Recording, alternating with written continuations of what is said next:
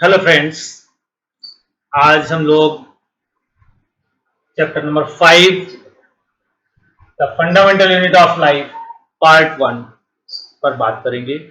इसके पहले हम लोगों ने चैप्टर 4 कंप्लीट किया था। होप आप लोगों को हेल्प मिली होगी उससे बहुत ज़्यादा। यहाँ पर बात करते हैं जैसे कि चैप्टर का नाम है fundamental unit of life. Biology का चैप्टर है ये। लास्ट हमने जो चैप्टर किया था वो केमिस्ट्री का चैप्टर था। बायोलॉजी हमारे लिए बहुत ज़्यादा इम्पोर्टेंट इसलिए भी है कि बहुत कुछ ऐसा होता है जिसकी हमें इंफॉर्मेशन होना चाहिए, क्योंकि हम खुद भी एज ए उसमें आते हैं स्टडी में उसकी।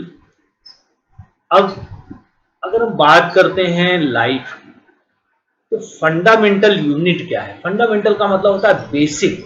जैसे कि मान लीजिए अगर हम एजुकेशन की बात करते हैं तो आजकल फंडामेंटल है कि सबसे पहले वो कौन सी क्लासेस में जाएगा। सबसे पहले वो आजकल प्लेवे में जाता है, उसके बाद फिर प्लेवे के बाद नर्सरी में जाता है एंड सो ऑन, आगे आगे चलता है। इसका मतलब ये है कि बाकी की पूरी एजुकेशन अगर वो पाए उसके लिए उसका स्टार्टिंग वहाँ से है। इसी तरह से अगर हम और बात करें दूसरी चीज़ कि अगर मान लो मकान बनाते हैं तो मकान बनाने के लिए फंडामेंटल क्या है? सबसे पहले एक ब्रिक, ईंट। तो जब तक हमारे पास वो बेसिक नहीं होगा तब तक हम मकान नहीं बनाएंगे। तो इसी तरीके से लाइफ के लिए फंडामेंटल यूनिट क्या है? यानी कि जो लाइफ का मतलब यहाँ पर है कि जितने भी लिविंग एनिमल्स हैं उससे हमारा मतलब है लाइफ से, कि जो लिविंग चीज़ें हैं वो उनकी फंडामेंटल यूनिट क्या है। तो ये देखा गया, ये स्टडी किया गया और ये पाया गया कि कोई भी लाइफ है, कोई भी लिविंग एनिमल है या लिविंग प्लांट है, कोई भी लिविंग थिंग है अगर, तो उसका जो यूनिट है वो है cell. Cell is a fundamental unit of life. यानी कि सेल जस्ट लाइक उसी तरह से है जैसे कि किसी मकान को बनाने के लिए एक एक ईंट हम रखते हैं और एक एक ईंट रख के मकान बनाते हैं, ठीक उसी तरह से हमारी जो जितने भी लिविंग ऑर्गेनिजम्स हैं वो हमें नज़र आ रहे हैं, उसमें एक एक सेल रख के बहुत सी चीज़ें बनी हैं। जैसे एक सेल के, वो अलग बात है कि कुछ ऐसे भी लिविंग एनिमल्स हैं जो ओनली सिंगल सेल्स के हैं, बट उसको अगर हम उसमें सेल्स, उस एक सेल्स में ही सारी चीज़ें परफॉर्म होती हैं, सारी प्रोसेसेस होती हैं। बट अगर हम देखें मल्टी सेलुलर ऑर्गेनिजम्स में तो एक एक सेल से ऐड होकर पहले बहुत से सेल्स होंगे, सेल्स के बाद टिश्यूज आएंगे and organs and dot dot ऐसे बनेगा। तो जो सेल है वो हमारी फंडामेंटल यूनिट ऑफ लाइफ है। इसको रॉबर्ट रॉबर्ट हुक ने सबसे पहले देखा था। तो क्वेश्चन बनता है कि किसने इसको डिस्कवर किया, तो हमारा आंसर बनता है रॉबर्ट हुक ने किया। और रॉबर्ट हुक ने कॉर्क लिया था, उस कॉर्क पे उन्होंने एक्सपेरिमेंट किया था। तो ये भी होता है कि किस पर किया था, तो कॉर्क था, कॉर्क पर उन्होंने एक्सपेरिमेंट किया था, उस पर उसका मतलब था। अच्छा, ये जो सेल हैं फिर वो देखे गए जितने भी डिफरेंट डिफरेंट हमारे सेल्स हैं वो अलग अलग तरह के होते हैं। जैसे कि अगर हम नर्व सेल की बात करेंगे तो वो अलग हमें दिखाई देगा, अलग शेप का होगा। अगर हम फैट सेल की बात करेंगे तो अलग नजर आएगा, ब्लड सेल की बात करेंगे तो अलग नजर आएगा, बोन सेल की बात करेंगे तो अलग नजर आएगा, स्मूथ सेल की, मसल सेल की बात करेंगे तो अलग अलग आएगा, जिनके अलग अलग तरह के डायग्राम हैं जो कि आपको बनाने सीखने हैं, इम्पोर्टेंट हैं, आपसे पूछे गए हैं, राइट। इसके बाद फिर हम बात करते हैं कि सेल तो फंडामेंटल यूनिट हो ही गया, यानी कि सेल तो रहेगा ही, सेल से ही मिलकर सारी लाइफ बनेंगी, सारे ऑर्गेनिजम्स बनेंगे, कोई भी लिविंग ऑर्गेनिजम्स होगा वो बना होगा। अब हम बात करेंगे कि ये कैसे मिलकर बना है। यानी कि सेल तो है ही, जैसे हम लोगों ने जैसे केमिस्ट्री में बात करी थी कि हमने बोला था एटम से मिलकर सारा मैटर बनता है, फिर हम एटम्स के भी कंस्ट्रक्शन में स्ट्रक्चर, उसका स्ट्रक्चर को पढ़ते हैं, पढ़ा था हमने। तो अब उसी तरह से सेल के बारे में भी हमें ये पता लग गया कि fundamental unit of life cell है, यानी कि सेल से मिलकर ही सारी लाइफ बनती है। अब हम सेल के बारे में देखते हैं कि सेल किससे मिलकर बनती है, सेल कितने कितने तरह से होता है। तो सेल में सबसे पहला जो पार्ट होता है वो होता है सेल मेम्ब्रेन और प्लाज्मा मेम्ब्रेन।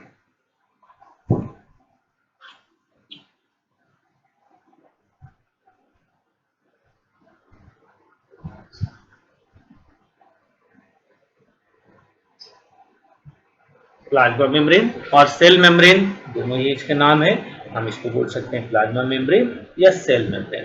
कैसे हम इसे समझेंगे? जस्ट लाइक ये सबसे पहले, जैसे मान लो अगर कोई सेल है तो उस सेल का जो सबसे आउटर मोस्ट पार्ट है, सबसे पहले जो बना है, सबसे बाहरी, यानी कि जो सबसे बाहर का जो वो है आउटर मोस्ट, जो मेम्ब्रेन, जो आउटर मोस्ट कवरिंग जो है अगर हम कहेंगे तो वो सबसे बाहर की ये है। जैसे मान लो हम कभी कभी पैकेजिंग करते हैं तो एक बॉक्स उसके अंदर पैक किया कुछ किया, तो जो सबसे बाहर वाली कवरिंग है एक तरीके से, वो हमारे लिए क्या हो गई?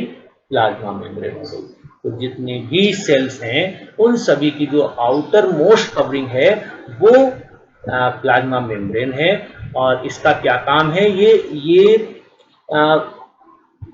जो हमारा सेल है ये हमारे आउटर जो एनवायरनमेंट है उससे उसको प्रोटेक्ट करती है, उससे उसे प्रोटेक्ट करने के साथ साथ कौन सी चीजें उसके अंदर जाएंगी और कौन सी चीजें उसके अंदर नहीं जाएंगी, या कौन सी चीजें उसमें बाहर आएंगी, ये डिसाइड करती है, ये सिलेक्ट करती है, ये परमिट्स करती है।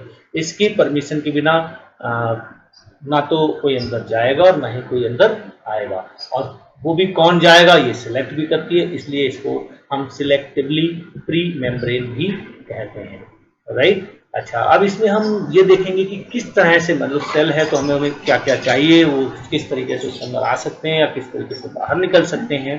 तो वो एक प्रोसेस होती है डिफ्यूजन।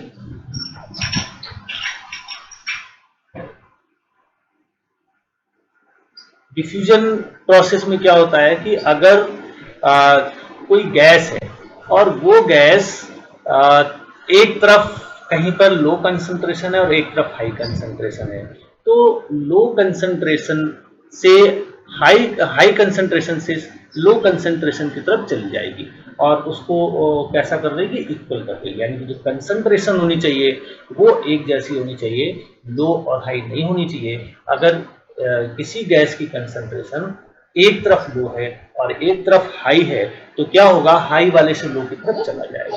तो हम इससे हम एक हमारी जो सेल है उसमें सबसे बड़ी चीज क्या है? धीमे धीमे CO2 की कंसंट्रेशन बढ़ती रहती है। और CO2 हमारे लिए क्या है? वेस्ट है। हम सभी लोग जानते हैं कि हम CO2 को बाहर निकालते हैं, CO2 हमारे लिए वेस्ट है, तो सेल के लिए भी CO2 क्या है? वेस्ट है। तो क्या होता है? धीमे धीमे हमारी जो अंदर की साइड, सेल के अंदर की तरफ जो CO2 की वैल्यू है वो धीमे धीमे क्या होती है? बढ़ती जाती है, बढ़ती जाती है। और जब वो CO2 की वैल्यू बढ़ती जाती है, सपोज यहाँ पर ये अंदर का पार्ट है और ये बाहर का पार्ट है, तो यहाँ पर जो CO2 है ये धीमे धीमे इकट्ठी होती रहेगी, इकट्ठी होगी, इकट्ठी होगी, इकट्ठी होगी। तो यहाँ पर क्या होगा? कंसंट्रेशन हाई हो जाएगा।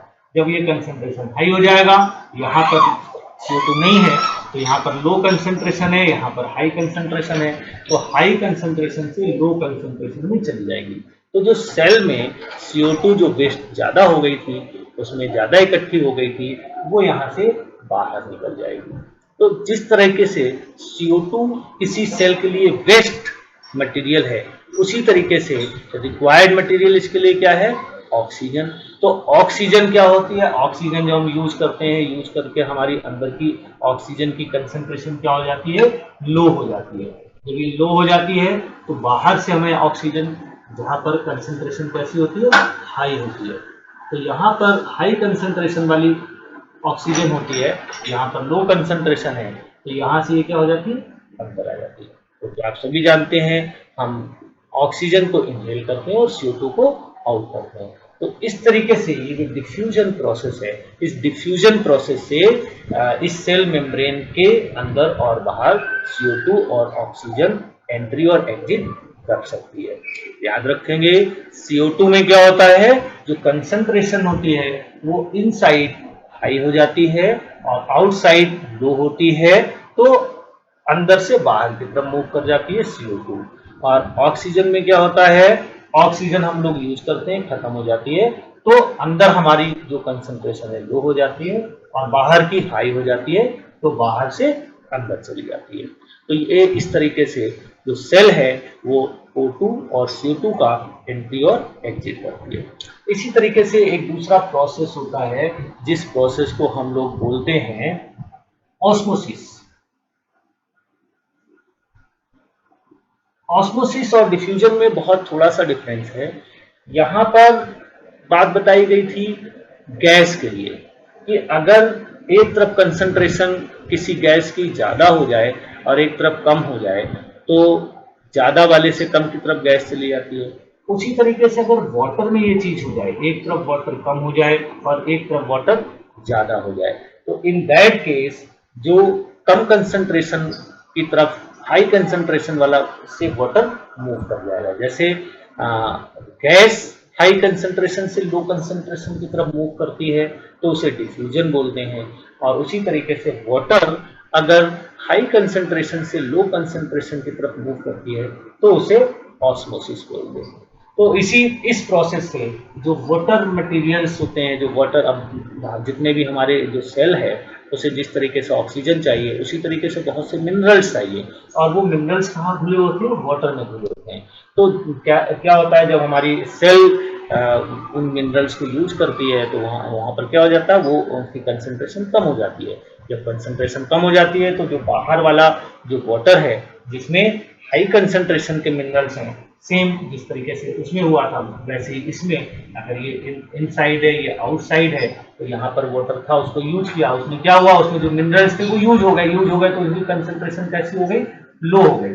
और यहाँ पर अगर उनकी कंसंट्रेशन लो हो गई, यहाँ पर इसकी कंसंट्रेशन कैसी है?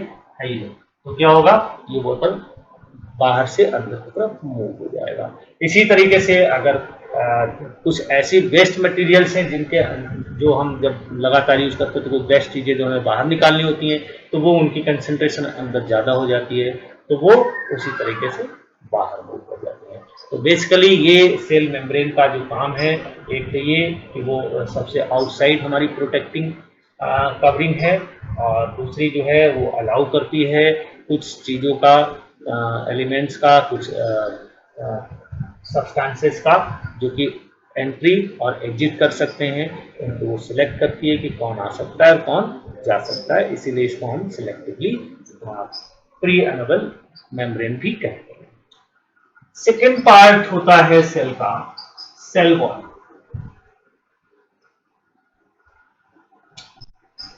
सेल वॉल ये सेकेंड पार्ट है, बट ये सेल वॉल सिर्फ प्लांट्स में होती है, एनिमल्स में नहीं होता। तो पार्ट तो है, सेल का एक पार्ट है, तो पहला पार्ट हो गया सेल मेम्ब्रेन, लेकिन सेल वॉल होती है। सेल वॉल क्या होती है, उसको एक्स्ट्रा प्रोटेक्टिंग देती है। अगर ये ना होती तो जो प्लांट्स है वो स्ट्रेट खड़े नहीं रह सकते, यानी कि उनको खड़े होने के लिए जो मजबूती होती है वो एक तरीके से कौन देता है? सेल वॉल देती है। तो ये सिर्फ प्लांट्स में रहेगी, ये एनिमल्स में नहीं रहेगी, राइट। तो ये हमने यहाँ पर इसको देखा कि जो फंडामेंटल यूनिट ऑफ लाइफ है वो कौन है? सेल है। सेल की डिस्कवरी किसने करी थी? रॉबर्ट हुक ने करी थी। रॉबर्ट हुक ने किस पर एक्सपेरिमेंट किया था, क्या लिया था? एक कॉर्क लिया था, उस पर किया था, ठीक है। फिर हमने देखा कि सेल अगर फंडामेंटल लाइफ यूनिट है लाइफ का, तो सेल किस किन चीज़ों से मिलकर बना है। तो सेल का हमने एक पार्ट किया है प्लाज्मा मेम्ब्रेन या सेल मेम्ब्रेन, ये दोनों में ही पाई जाती है, चाहे एनिमल्स हो और चाहे प्लांट्स हो। दूसरा हमने बात करी सेल वॉल, ये सिर्फ किस में पाई जाती है? ये सिर्फ प्लांट्स में पाई जाती है। और सेल मेम्ब्रेन का मेन काम क्या है, कैसे एंट्री और एग्जिट किस तरह से करती है, वो हमने देखा। इसके आगे बाकी के पार्ट्स हम लोग करेंगे आगे के पार्ट्स में। Thank you.